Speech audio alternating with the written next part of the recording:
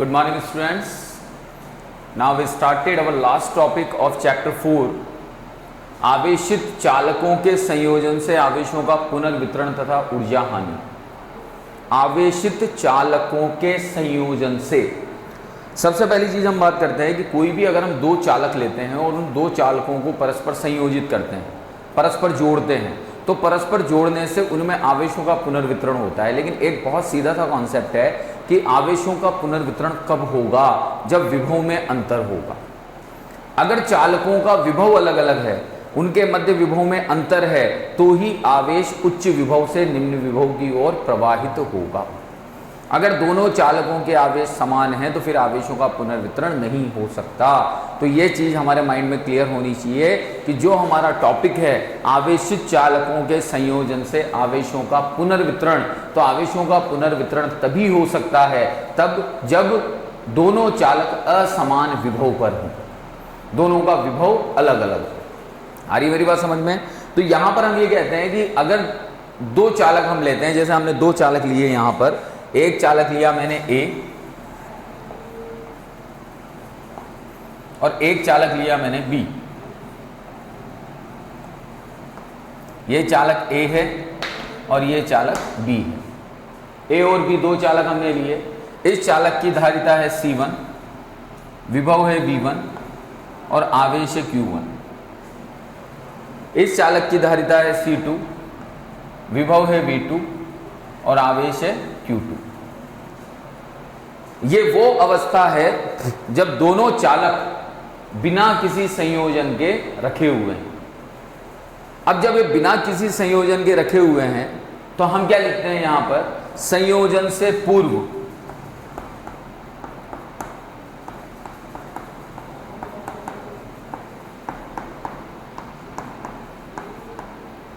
आवेश। संयोजन से पूर्व आवेश की अगर हम बात करते हैं तो संयोजन से पूर्व आवेश क्या होगा? Q1 बराबर C1 V1, यही होगा, ठीक है। और दूसरे चालक गोले का आवेश कितना होगा? Q2 बराबर C2 V2, ठीक। तो यह हुआ कब? जब आपने संयोजित नहीं किया, आपने किसी प्रकार का कोई संयोजन नहीं कर रखा है। तो इस अवस्था में अब कुल आवेश कितना हो गया? कुल आवेश संयोजन से पूर्व Q equals to Q1 plus Q2, तो Q equals to C1 V1 plus C2 V2। यह आपका आवेश हो गया कब? जब आपने इसको किसी भी चालक तार से या किसी भी माध्यम से नहीं जोड़ रखा है, ठीक है। अब यहां पर हम ये कहते हैं कि हमने इन चालकों को किसी एक चालक तार की सहायता से जोड़ दिया। तो अब हम चालकों को चालक तार की सहायता से जोड़ते हैं।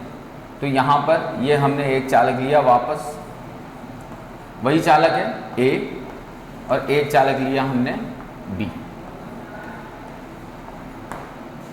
कौन कौन से चालक लिए? चालक A और चालक B, और इन दोनों को एक चालक तार की सहायता से जोड़ दिए। इन दोनों का संबंध किससे कर दिया? एक चालक तार से। अब चालक तार से जोड़ दिया तो सबसे पहले तो मुझे ये देखना पड़ेगा कि भाई विभव में अंतर है या नहीं है। तो उसे हम सपोज करते हैं, इमेजिन करते हैं, मानते हैं। तो हम यहां क्या मानते हैं कि माना V1 ग्रेटर देन है V2 से, यानी प्रथम चालक का विभव द्वितीय चालक के विभव से ज्यादा है, ये हमने माना है, ठीक है। अब जब प्रथम चालक का विभव द्वितीय चालक के विभव से ज्यादा होगा तो डेफिनेटली जो आवेश का स्थानांतरण होगा वो आवेश का स्थानांतरण किधर से किधर की ओर होगा? A से B की ओर होगा। तो जब आवेश स्थानांतरित होगा, कब तक स्थानांतरित होगा? जब तक कि विभव समान नहीं हो जाता। तो ध्यान रखिएगा, C1 C2 तो हो गई धारिता, अब विभव क्या हो गया? समान। क्यों? क्योंकि आवेश पुनर्वितरित होकर विभव को क्या कर देगा? समान। और आवेशों का पुनर्वितरण हुआ है तो यहां Q1 डैश और Q2 डैश आ जाएगा, ठीक है। तो अब यहां पर जब हम संयोजन के पश्चात बात करते हैं, ये तो संयोजन से पूर्व की बात थी, अब हम बात करते हैं संयोजन के पश्चात। तो हम लिखते हैं यहां संयोजन के पश्चात। तो संयोजन के पश्चात क्या होगा, Q1 डैश बराबर C1V, यही होगा, और Q2 डैश बराबर C2V, यही हुआ, क्योंकि विभव तो समान हो गए ना, आवेश परिवर्तित हो गया क्योंकि आवेश स्थानांतरित हुआ है, इसलिए आवेश को मैंने Q1 और Q2 न लिखकर क्या लिख दिया, Q1 डैश और Q2 डैश। तो Q1 dash equals to C1V और Q2 dash equals to C2V। तो कुल आवेश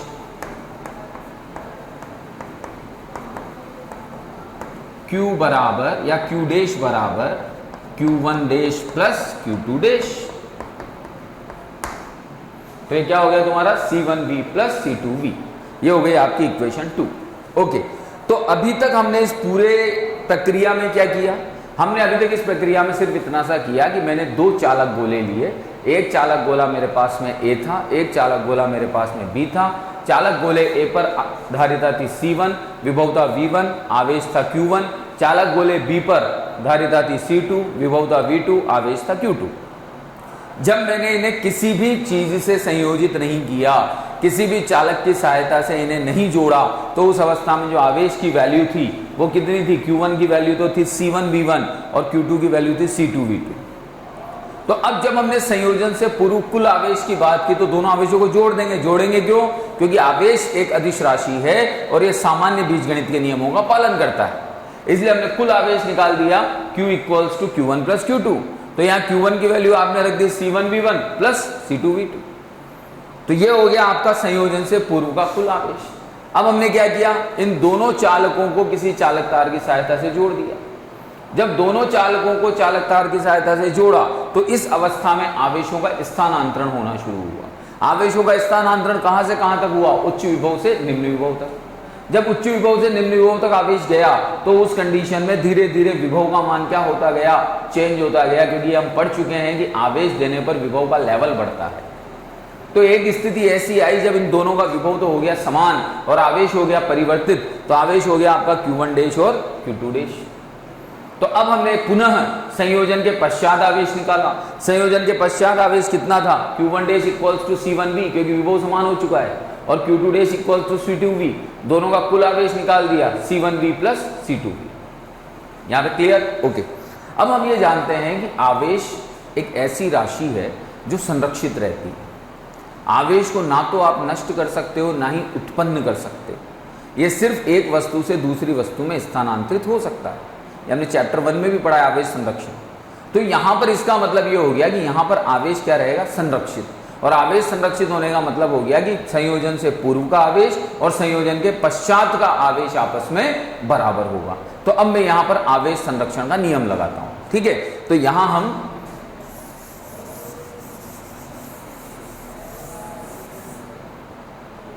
लिखते हैं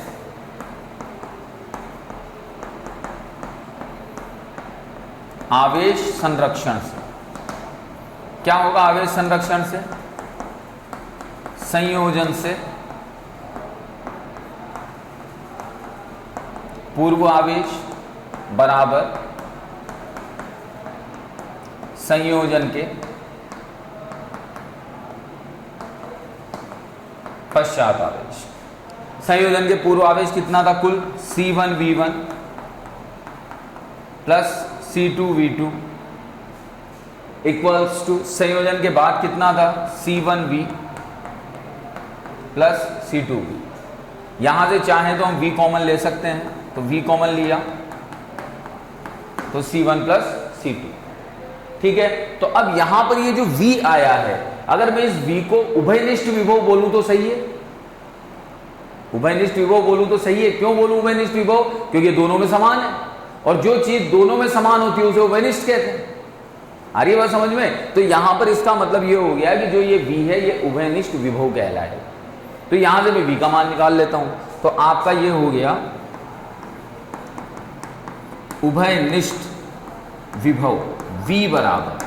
अब जब मैं यहां से V की वैल्यू निकालूंगा तो V की वैल्यू क्या निकलेगी, C1V1 plus C2V2 upon C1 plus C2। तो ये हो गया तुम्हारा C1V1 plus C2V2 upon C1 plus C2। ये तुम्हारा किसका फॉर्मूला आ गया? ये उभयनिष्ठ विभव का फॉर्मूला आ गया।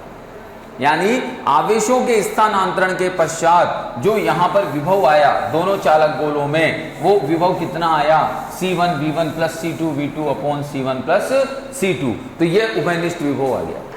अब उभयनिष्ठ विभव की अगर हम बात करते हैं तो मैं अभी रिपीट कर चुका हूं कि उभयनिष्ठ विभव होता क्या है। उभयनिष्ठ विभव होता है जो आवेशों के स्थानांतरण के दौरान दोनों चालक गोलों पर समान हो जाता है, उसे हम उभयनिष्ठ विभव कहते हैं। हमारा टॉपिक कह रहा है कि मुझे निकालना है आवेशों का पुनर्वितरण, कि आवेश पुनर्वितरित होकर कितने हुए। सॉरी, तो आवेशों के पुनर्वितरण में हम क्या देखते हैं कि आवेश पुनर्वितरित होकर Q1 से Q1 डैश हो गया और Q2 से Q2 डैश हो गया। तो आवेशों का पुनर्वितरण निकालने का सीधा सा फॉर्मूला है कि जब पुनर्वितरण के पश्चात, यहां लिखते हैं हम, पुनर्वितरण के पश्चात चालकों पर आवेश कितना हो गया था भाई? Q1 डैश इक्वल C1V और Q2 डैश इक्वल C2V, यही हुआ था। ठीक है, इसमें Q1 डैश में Q2 डैश का डिवाइड कर दो, तो Q1 dash upon Q2 dash equals to C1 upon C2। इसका मतलब पुनर्वितरण के पश्चात आवेशों का अनुपात धारिताओं के अनुपात के तुल्य होता है। पुनर्वितरण के पश्चात आवेशों का अनुपात धारिताओं के अनुपात के तुल्य होता है। तो ये आवेशों के पुनर्वितरण को हमने निकाल दिया। ये हमने बता दिया कि आवेश पुनर्वितरित होकर किस हिसाब से बदल जाएगा, कि आवेशों का पुनर्वितरण हुआ, आवेशों का पुनर्वितरण हुआ तो आवेश पुनर्वितरित होकर उन दोनों चालक गोलों की धारिताओं के इक्वल हो गया। ठीक है, तो दो चीजें अभी तक आपने निकाल ली। एक तो निकाल दिया आपने उभयनिष्ठ विभव और एक आपने निकाल दिया आवेशों का पुनर्वितरण।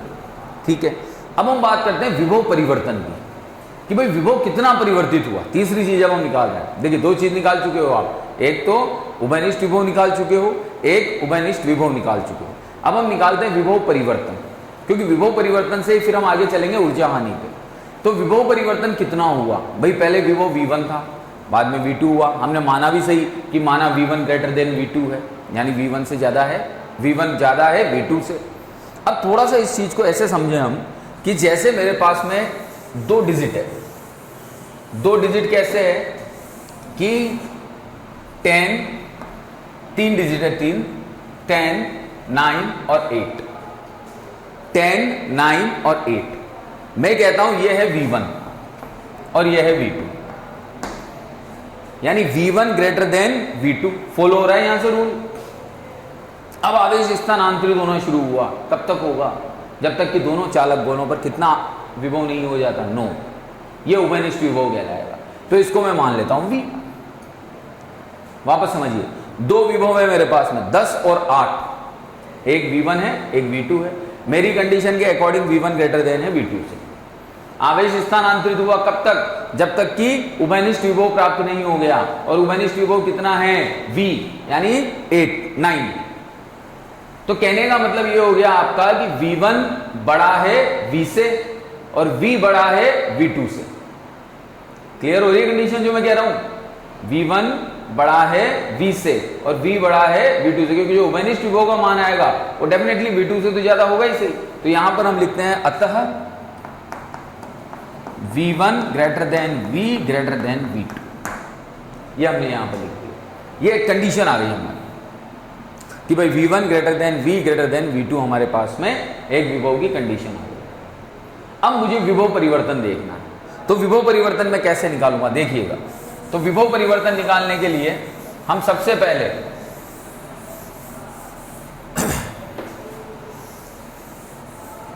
ये हमारी कंडीशन है V1 greater than V greater than V2, इसको ध्यान रखिएगा।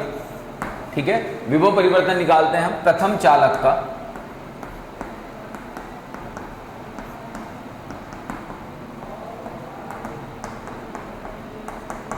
विभव परिवर्तन, दैट इज डेल्टा V1। चलिए, प्रथम चालक के विभव परिवर्तन में कैसे निकालेंगे? V1 बड़ा है किससे? V से, तो V1 माइनस V।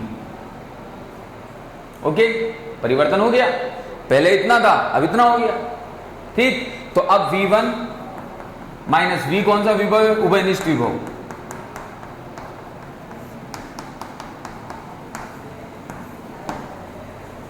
ठीक है, एलसीएम ले लो।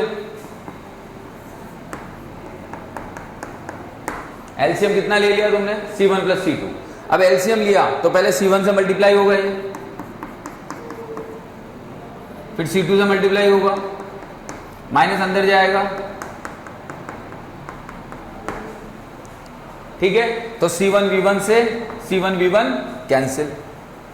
तो तुम्हारे लिए डेल्टा V1 क्या आ गया?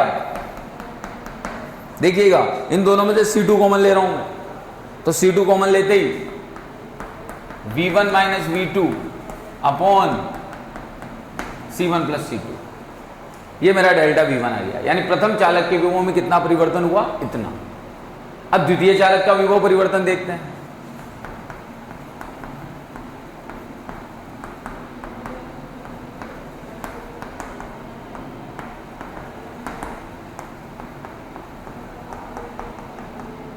डेल्टा V2 बराबर V माइनस V2, क्योंकि अब V बड़ा है V2 से, तो परिवर्तन निकालने के लिए V में से किसको लेस करना पड़ेगा? V2 को लेस करना पड़ेगा।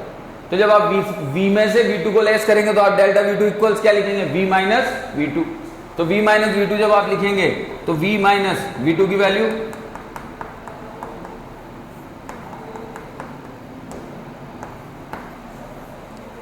ठीक है, वही एलसीएम ले लीजिए। C1 प्लस C2 आपने एलसीएम ले लिया, C1 से मल्टीप्लाई किया, सॉरी उल्टा कर दिया इसको हमने, V की वैल्यू यहां आएगी और ये माइनस V2 इधर जाएगा, क्योंकि V की वैल्यू पुट करनी है ना अपने को, तो V की वैल्यू यहां आएगी और माइनस V2 चला जाएगा। ठीक है, तो अब यहां पे C1 प्लस C2 हमने लिया, तो अब क्या बना? C1 V1 C2 V2 minus C1 से मल्टीप्लाई किया और C2 से मल्टीप्लाई किया। ठीक है, अब क्या क्रॉस हो रहा है? यहां से C2 V2 क्रॉस हो रहा है, C2 V2 क्रॉस हो गया यहां से, तो अब डेल्टा V2 इक्वल्स क्या मिलेगा मेरे को? मेरे को डेल्टा V2 इक्वल्स मिलेगा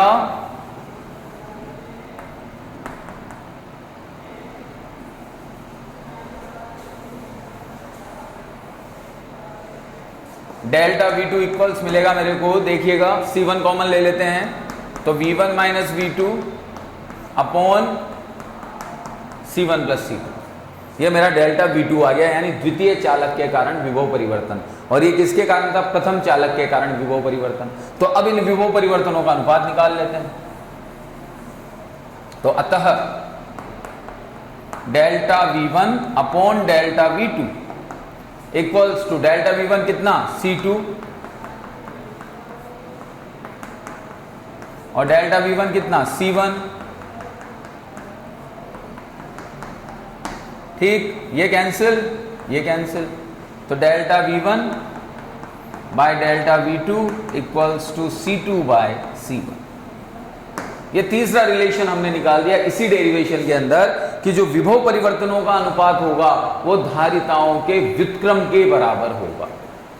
दिख रहा है यहां पर C2 बाय C1। तो विभव परिवर्तनों का अनुपात धारिताओं के व्युत्क्रम के बराबर होता है, आवेशों के पुनर्वितरण का अनुपात धारिताओं के अनुपात के बराबर होता है, और तीसरी चीज हमने निकाली थी यहां पर उभयनिष्ठ विभव। अब हमारे पास जो सबसे लास्ट टॉपिक पॉइंट बचता है इस टॉपिक का, वो है ऊर्जा हानि। ऊर्जा हानि कैसे होगी? तो ऊर्जा हानि को समझने के लिए भी हम ये देखें कि जब दो चालकों को किसी तार से जोड़ा जाएगा तो आवेश उस तार के थ्रू होता हुआ दूसरे में जाएगा, और जब भी किसी चालक से आवेश गुजरता है तो चालक का कुछ ना कुछ प्रतिरोध होता है, चाहे वो नगण्य प्रतिरोध ही मानो। तो अगर उसका नगण्य प्रतिरोध या बहुत अल्प प्रतिरोध भी रहा तो वह आवेशों के मार्ग में कुछ ना कुछ अवरोध तो उत्पन्न करेगा ही, और जब वो कुछ ना कुछ अवरोध उत्पन्न करेगा तो डेफिनेटली वो अवरोध ऊष्मा हानि के रूप में बाहर निकलेगा। और यही कारण है कि जब किसी चालक तार से एक लंबे समय तक धारा प्रवाहित होती है तो तार गर्म हो जाता है, वो ऊष्मा के रूप में हानि को दर्शाता है। तो यहां पर कितनी ऊर्जा हानि हुई ये हमें देखना है।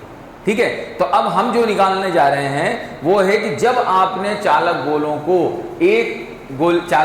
को एक तार से जोड़ा आपस में एक दूसरे से, तो चालक गोलों को जोड़ने पर कितनी ऊर्जा हानि हुई ये हमें निकालनी है। ठीक है, तो यहां पर चालक गोलों को जोड़ने पर कितनी ऊर्जा हानि हुई ये हम देखते हैं। तो देखिएगा,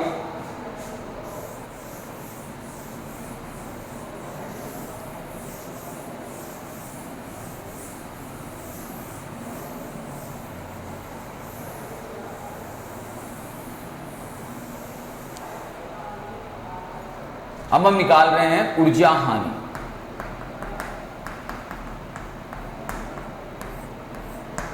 ऊर्जा हानि, ठीक है। तो सबसे पहले संयोजन से पूर्व ऊर्जा हानि, संयोजन से पूर्व कुल ऊर्जा,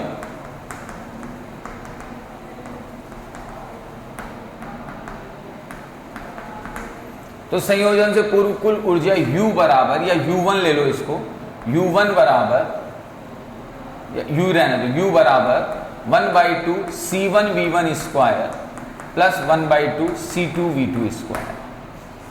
हमने ऊर्जा का फॉर्मूला निकाल रखा है, ठीक है। तो संचित ऊर्जा संधारित्रों में कितनी होती है, तो तीन फॉर्मूले थे, 1/2 CV square, Q square by 2C और 1/2 QV। ये तीन फॉर्मूले संधारित्र में संचित ऊर्जा के थे। तो यहां पर संयोजन से पूर्व कुल ऊर्जा U equals to 1/2 C1V1 square plus 1/2 C2V2 square. Okay, अब संयोजन के पश्चात ऊर्जा, अब संयोजन के पश्चात ऊर्जा निकालेंगे U डैश। तो आपकी सिर्फ किस क्वांटिटी में परिवर्तन आएगा, V1 की जगह V हो जाएगा, ओपनिस्ट विभव आ जाएगा। तो 1/2 C1V square plus 1/2 C2V square. तो ये हो गया तुम्हारा 1/2 C1 प्लस C2V स्क्वायर। ठीक है, अब थोड़ा सा इस चीज को समझिए कि ऊर्जा हानि, वर्ड समझिए, हानि, हानि कब होती है। मेरे पास 100 रुपए थे, अब 90 रुपए रह गए, हानि कितने की हो गई, 10 रुपए की। तो इसका मतलब जब पहले का अमाउंट ज्यादा हो और बाद का अमाउंट कम हो तो लॉस हो जाता है। तो यहां पर मेरे को एनर्जी लॉस निकालना है। इसका मतलब प्रीवियस एनर्जी ज्यादा थी, किससे, बाद वाली एनर्जी से। तो जब हम ऊर्जा हानि निकालेंगे तो ऊर्जा हानि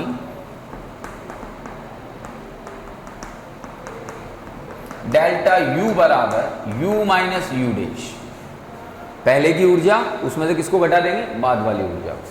तो U माइनस U डैश, तो U की वैल्यू तो सिंपल डेरिवेशन है, मतलब इसमें कोई खास बात नहीं है, सिंपल मैथ चल रहा है, माइनस U डैश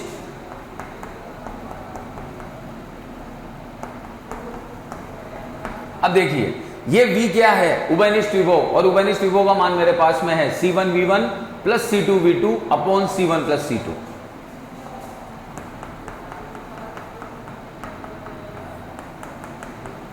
का स्क्वायर। ओके, तो अब इसे हम सॉल्व करते हैं।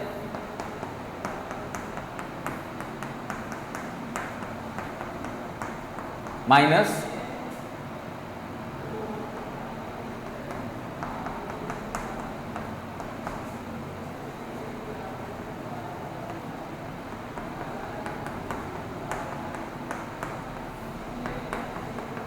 अलग अलग कर लिया मैंने इसको, अंश और हर का स्क्वायर अलग अलग कर दिया। तो इस C1 प्लस C2 से ये स्क्वायर कैंसिल हो गया। ठीक है, अब 1/2 इस पूरे डेरिवेशन में से, इस पूरी लाइन में से मैं कॉमन ले लेता हूं। इस पूरी लाइन में से हमने 1/2 कॉमन ले लिया और C1 प्लस C2 एलसीएम भी ले लिया साथ के साथ।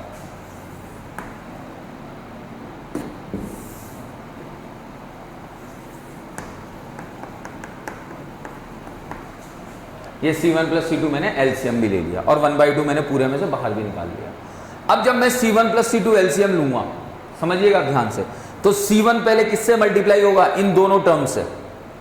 ऐसे निकालते हैं ना, C1 किससे मल्टीप्लाई होगा, इन दोनों टर्म से। 1/2 तो तुमने बाहर निकाल ही लिया, तो C1 से मल्टीप्लाई किया तुमने, तो C1 स्क्वायर V1 स्क्वायर।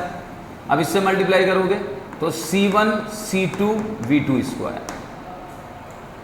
अब C2 मल्टीप्लाई होगा इस पूरी टर्म से, तो C1 C2 V1 square minus C2 square V2 square. Okay, ठीक है, सॉरी प्लस आएगा। अब ये माइनस ये होल स्क्वायर है, a प्लस बी के होल स्क्वायर तो खोल दो इसको, और ये माइनस अंदर पहुंचा दो तो सारी टर्म्स माइनस में हो जाएगी। तो सारी टर्म्स माइनस में होते क्या आया, c1 square v1 square c2 square v2 square minus 2c1 c2 v1 v2। ये हमारे पास में इसके होल स्क्वायर को ओपन करने के बाद में आएगा। अब जब इसे और हम सॉल्व करते हैं तो हम क्या देख रहे हैं, c1 स्क्वायर v1 स्क्वायर से c1 square v1 square cancel हो गया, c2 स्क्वायर v2 स्क्वायर से c2 square v2 square cancel हो गया। तो अब तुम्हारे पास जो टर्म बची उसमें से ऊपर कॉमन क्या आ रहा है, c1 c2। क्या कॉमन आ रहा है ऊपर, c1 c2। तो यहां पर c1 c2 हम कॉमन ले लेते हैं,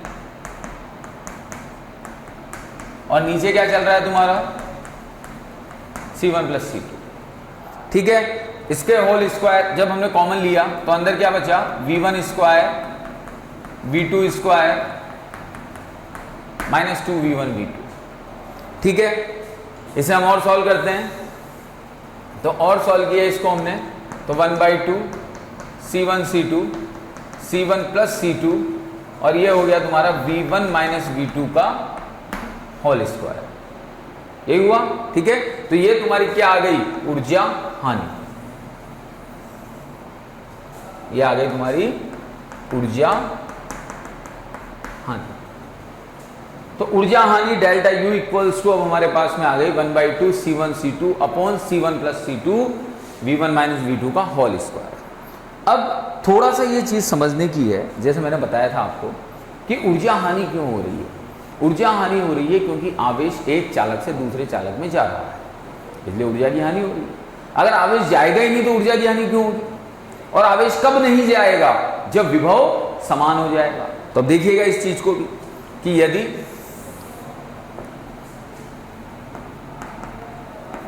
विभव v1 इक्वल्स v2 हो जाए, विभव समान होगा तभी तो आवेश नहीं जाएगा। तो अगर v1 इक्वल्स v2 तुम पुट करोगे इस जगह पे, तो टोटल वैल्यू डेल्टा यू की क्या हो गई, 0। इसका मतलब किसी प्रकार की कोई ऊर्जा हानि नहीं होगी। कब, जबकि विभव समान हो जाएगा। Got it. अब हम ये कहते हैं यहां पे कि भाई v1 ग्रेटर देन v2 है, शुरू से ही कहते हुए आ रहे हैं v1 ग्रेटर देन v2 है। तो v1 ग्रेटर देन v2 हुआ तो ये वैल्यू हमेशा क्या चलेगी, पॉजिटिव, और ये वैल्यू हमेशा पॉजिटिव चलेगी। दैट मींस डेल्टा यू की वैल्यू भी क्या आएगी, हमेशा पॉजिटिव। इसका मतलब सदैव ऊर्जा हानि होगी। यानी अगर दोनों चालकों में विभव का परिवर्तन हो रहा है तो उस अवस्था में सदैव ऊर्जा की हानि होगी। तो ये आपका सबसे इंपॉर्टेंट टॉपिक था। ये एग्जाम में पूछा भी जाता है कई बार, उभयनिष्ठ विभव या चालकों को जोड़ने पर आवेशों का पुनर्वितरण। तो ये हमें समझना है। ठीक है बेटा, ये आपका चैप्टर 4 कंप्लीट हो चुका है। अब इसके न्यूमेरिकल क्वेश्चंस हैं जो हम लोग करेंगे। Okay, thank you.